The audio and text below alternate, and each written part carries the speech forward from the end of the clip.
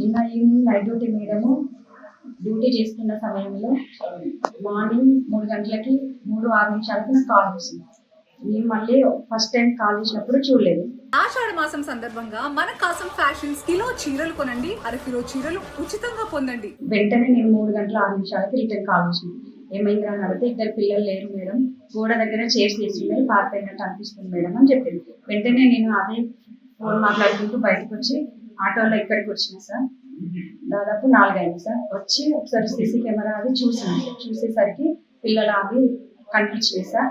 వాళ్ళు గోడ దగ్గరికి 2 బ్యాగులు తీసుకొని, పెద్ద పాప ఉమామహేశ్వరి 15 సంవత్సరాలు, చిన్న పాప ఆకృతిని 8 ఇయర్స్ ఉంటుంది, బ్యాగ్ తీసుకొని ఆ చైర్స్ మీద నుంచి గోడ అల్లకపోతే ఒక చైర్ నుంచి ఇంకొక చైర్ వేసుకొని పాపని తీసుకొని పారిపోయినట్లు మన సీసీ కెమెరా ఫుటేజ్ ఆధారంగా దొరికింది. పిల్లలు ఎక్కడున్నా తొందరగా కలిపేయగలరని ఫోన్ వచ్చినాక మేడం నైట్ డ్యూటీ మేడంతో నేను మాట్లాడినాక వెంటనే నేను 3:12 SI sir Chandrakumar sir, Sultanabad SI Chandrakumar సార్కి కాల్ చేసి ఇన్ఫార్మ్ చేసిన. సార్ అలర్ట్ చేసింది.